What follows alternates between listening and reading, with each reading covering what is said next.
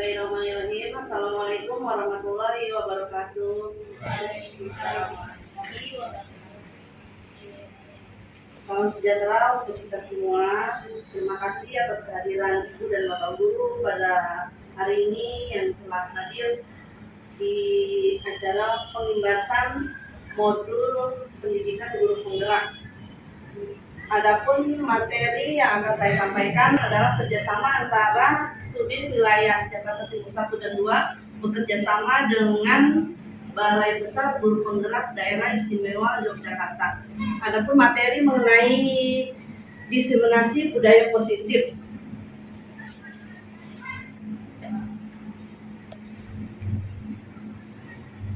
Untuk budaya positif sendiri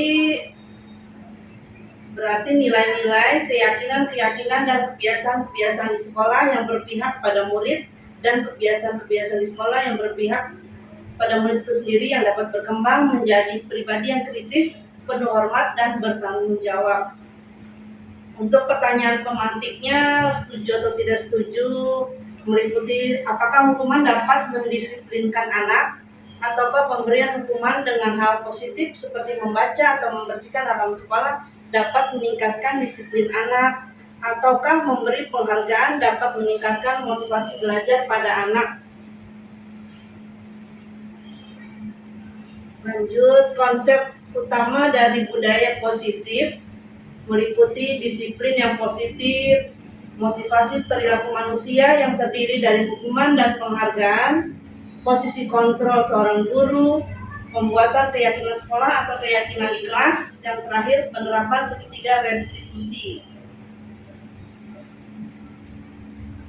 Dalam ilusi kontrol ada 4 yang akan kita pelajari, yaitu ilusi guru mengontrol muridnya, ilusi bahwa kritik dan membuat orang merasa bersalah akan dapat menguatkan karakter, ilusi bahwa semua penguatan positif efektif dan bermanfaat bagi siswa itu sendiri. Yang terakhir, ilusi bahwa orang dewasa memiliki hak untuk memaksa. Sementara makna kata disiplin sendiri menurut Ki Hajar Dewantara, yaitu Bapak Pendidikan Indonesia, adalah di mana ada kemerdekaan, disitulah harus ada disiplin yang kuat. Sungguh pun disiplin itu bersifat self-disiplin yang kita sendiri yang melakukan kita dengan sekeras-kerasnya.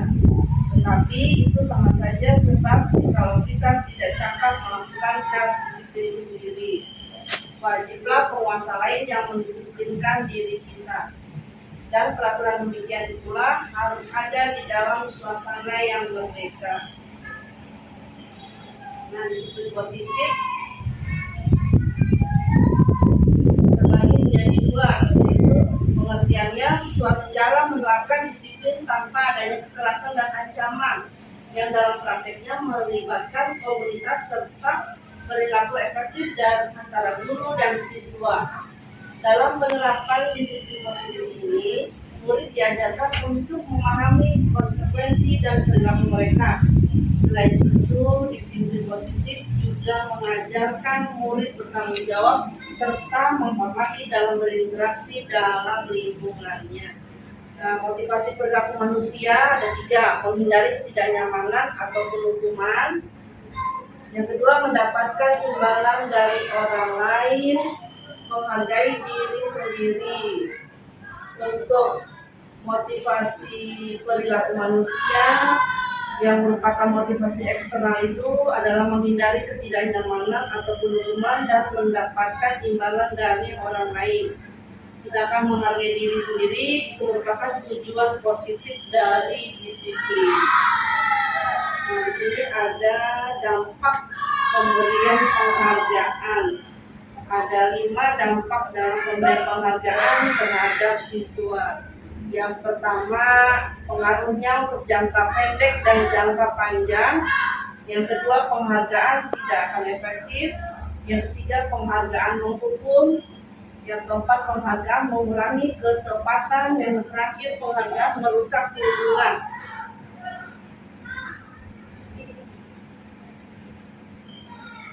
Bentuk dari program kebajikan atau dari apresiasinya: memberikan dukungan secara khusus, beri pengakuan secara konsisten, bentuk pengakuan secara pribadi, beri pengakuan kepada semua siswa, dan yang terakhir fokus pada prosesnya. Ini contoh apresiasinya. Kita kan sering di kelas ya mengapresiasikan siswa. Contoh pembukanya kemarin saya perhatikan, nilai apresiasinya rasa empatimu besar sekali. Lalu pada situasinya pada saat menolong murid baru yang ada di kelas. Nah, di sini juga ada konsep disiplin dengan identitas yang gagal. Ini ada dua, apakah hukuman ataukah penghargaan. Kalau hukuman itu menyakitkan, tidak nyaman, menciptakan ketakutan pada diri siswa, memaksa, menyembunyikan kesalahan dan rendah diri. Untuk penghargaan tidak efektif, dapat merusak hubungan, mematikan kreativitas, menghukum dengan ranking, dan merampas hak menghargai orang lain. Lanjut, ada perbedaan hukuman dan konsekuensi.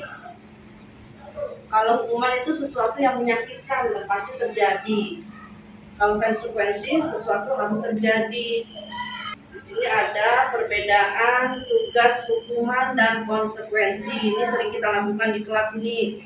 Sekarang kita bedakan antara hukuman dan konsekuensi. Kalau di kelas kan kita sering bilang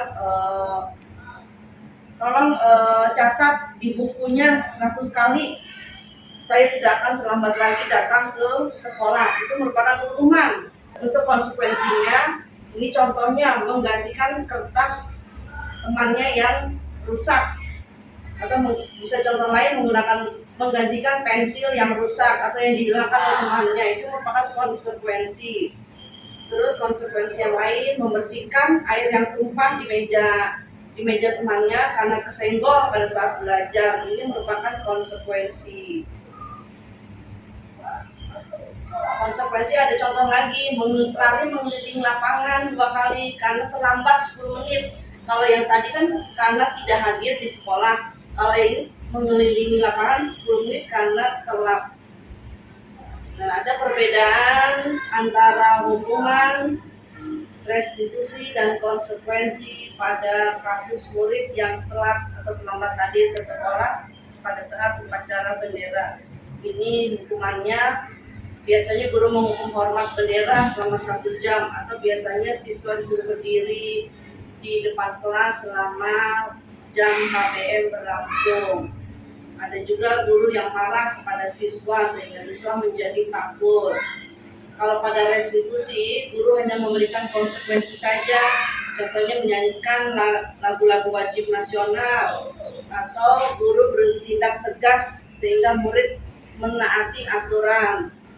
Kalau untuk di konsekuensinya, guru menanyakan keyakinan kelas untuk menyelesaikan masalahnya, dan guru terbuka kepada murid sehingga antara guru dan murid akan saling menghormati dan menghargai.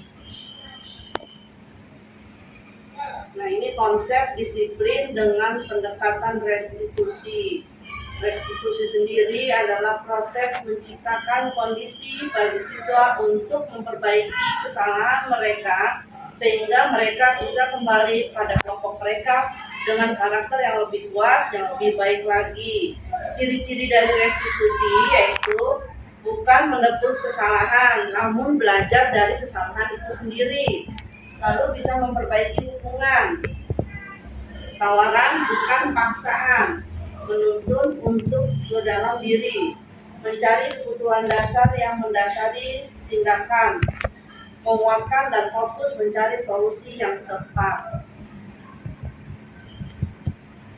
Ini perbedaan antara hukuman, konsekuensi, dan restitusi. Lalu untuk pengaruh jangka pendek dan jangka panjang. Kalau kita memberikan penghargaan kepada siswa, pasti ada pengaruhnya untuk jangka pendek dan jangka panjang. Penghargaan efektif jika kita menginginkan seseorang melakukan sesuatu yang kita inginkan dalam jangka waktu yang pendek. Jika kita menggunakan penghargaan lagi dan lagi, maka orang tersebut akan terus bergantung pada penghargaan. dan kehilangan motivasi. Biasanya siswa akan kehilangan motivasinya karena mengharapkan penghargaan lagi dan lagi. Jika kita mendapatkan penghargaan untuk melakukan sesuatu yang baik, maka selain kita senantiasa berharap mendapatkan penghargaan, kita akan tidak menyadari tindakan apa yang sudah akan kita lakukan. Lanjut, untuk kebutuhan dasar manusia, ada 5 kebutuhan dasar manusia. Yang pertama, kebutuhan untuk bertahan hidup. Manusia perlu untuk bertahan hidup. Yang kedua, rasa kasih sayang yang akan diterima dalam diri manusia. Yang ketiga, penguasaan. Yang keempat, kebebasan manusia itu sendiri. Yang kelima, kesenangan.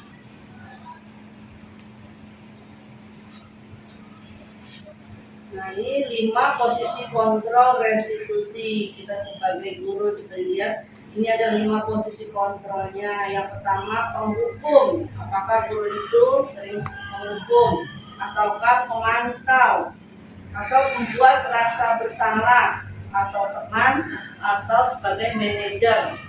Dari 5 posisi kontrol restitusi, kita lihat posisi kita sebagai guru seharusnya di posisi yang di mana? Apakah penghukum atau pemantau? Kita bisa lihat dari pernyataan-pernyataan ini. Biasanya kita di kelas sering ngomong, saya kecewa sekali dengan kamu. Ini merupakan posisi guru yang membuat orang merasa bersalah, siswa merasa bersalah. Lanjut, kamu tidak pernah benar ya melakukannya, selalu ada salah. Nah, ini guru sebagai penghukum. Lanjut, ayolah lakukan demi Bapak dan Ibu guru yang terbaik. Ini posisi guru sebagai teman. Lanjut, apakah kamu mau mendapatkan stiker? Apakah kamu mau mendapatkan bintang? Ini posisi guru sebagai pemantau. Nah, posisi guru sebagai manajer, bagaimana kamu akan menyelesaikan masalah ini dan mencari solusinya? Atau guru sebagai penghukum, kamu selalu saja yang terakhir selesainya. Nah, dari kelima posisi kontrol ini, kita sebagai guru sebaiknya berada pada posisi manajer. Namun sesekali kita bisa sebagai posisi teman, tapi perlu diingat sebagai posisi teman ada batasannya, karena kalau sebagai posisi teman bisa jadi nanti para siswa akan lebih merasa tidak menghargai guru itu sendiri. Posisi yang paling tepat yaitu guru sebagai manajer. Janganlah kita sebagai penghukum atau merasa membuat anak itu merasa sering bersalah atau sebagai pemantau saja. Lanjut, kita ke keyakinan kelas, kesepakatan kelas. Nah, untuk saat ini kita menekankan untuk keyakinan kelas. Kenapa sih harus keyakinan kelas? Kenapa nggak peraturan kelas aja? Kenapa nggak kesepakatan kelas saja? Mengapa kita memiliki peraturan kalau menggunakan helm? Kalau berkendaraan pasti menggunakan helm. Kenapa sih kita harus mencuci tangan? Kenapa kita harus menjaga jarak 1,5 meter? Kenapa sih kita harus memiliki peraturan datang tepat waktu ke sekolah? Untuk mendukung motivasi intrinsik, kembali ke nilai-nilai keyakinan. Keyakinan akan lebih menggerakkan seseorang dibandingkan dengan peraturan-peraturan. Jadi lebih baiknya kita membuat keyakinan kelas agar lebih yakin. Nah, untuk peraturan kelas sendiri nih, peraturan kelas kita kan sudah membuat peraturan kelas. Dari peraturan kelas akan terdapat menjadi keyakinan kelas. Dari keyakinan kelas itu akan menghadirkan lingkungan yang positif. Lingkungan yang positif akan menjadikan budaya yang positif. Nah, cara membuat keyakinan kelas atau kriteria ini lebih abstrak dari peraturan, merupakan pernyataan universal, dibuatnya dalam segi yang positif. Lanjut, lebih sedikit agar mudah diingat para siswa. sesuai dengan situasi dan kondisi di kelas dan mudah diterapkan oleh siswa itu sendiri. Semua warga kelas dilibatkan dalam pembuatan keyakinan kelas, disepakati bersama-sama dan ditandatangani oleh guru dan siswa. Keyakinan kelas dibeda keyakinan kelas dengan peraturan kelas. Kalau peraturan, contohnya selalu kembalikan buku ke tempatnya. Nah, kalau keyakinan kelas kita harus bertanggung jawab terhadap barang-barang yang ada di kelas. Terus dilarang mengganggu orang lain. Kalau di keyakinan kelas kita akan membuatnya saling menghormati orang lain. Kalau di peraturan, hadir di sekolah 15 menit sebelum pembelajaran dimulai. Kalau keyakinan kelas, kita berkomitmen untuk menghormati orang lain. Nah, ini di peraturan dilarang melakukan kekerasan. Kalau di keyakinan kelas, saling menjaga dan menghormati orang lain. Nah, di sini ada segitiga restitusi. Pasti segitiga restitusi yaitu proses menciptakan kondisi bagi peserta didik untuk memperbaiki kesalahan mereka sehingga mereka bisa kembali pada kelompoknya dengan karakter yang lebih baik lagi, yang lebih kuat lagi. Segitiga restitusi merupakan proses dialog yang dilakukan oleh guru dan siswa, bahkan dapat juga dilakukan oleh orang tua agar anak menghasilkan karakter yang lebih baik lagi. Anak bisa mandiri, konsekuen terhadap diri sendiri, serta meningkatkan disiplin yang positif dari diri siswa itu sendiri. Nah, ini contoh segitiga restitusinya. Yang pertama, menstabilkan identitas. Yang kedua, validasi tindakan yang salah. Yang ketiga, menanyakan keyakinan. Dalam restitusi ini sendiri tidak menyarankan guru bicara ke siswa bahwa melanggar aturan adalah sikap yang baik. Tapi dalam restitusi guru harus memahami alasannya dan paham bahwa setiap orang pasti akan melakukan yang terbaik di waktu tertentu. Sebuah pelanggaran aturan seringkali memenuhi kebutuhan anak, walaupun sering bertabrakan dengan kebutuhan orang lain, yaitu kebutuhan akan kasih sayang dan rasa diterima oleh lingkungan. Kalau kita tolak anak yang sedang berbuat salah, dia akan tetap menjadi bagian dari masalah itu.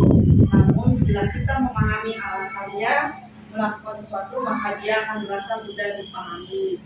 Jadi restitusi itu baik untuk siswa. Ini rangkuman yang tadi diuraikan di atas di sisi positif yang sudah diuraikan. Hasil dari pembahasan ini kita mengenai kesimpulan bahwa kita tidak bisa mengontrol orang lain, hanya diri kita sendiri yang dapat mengontrolnya. Belajar mengontrol diri dengan menggali potensi agar tercapai tujuan mulia, yaitu seseorang yang kita inginkan berdasarkan nilai-nilai yang akan kita hargai. Sekian dan terima kasih. Demikian pembahasan dan paparan yang saya sampaikan. Mudah-mudahan dapat berguna dan bermanfaat. Saya akhiri. Bila taufiq wal hidayah. Wassalamualaikum warahmatullahi wabarakatuh.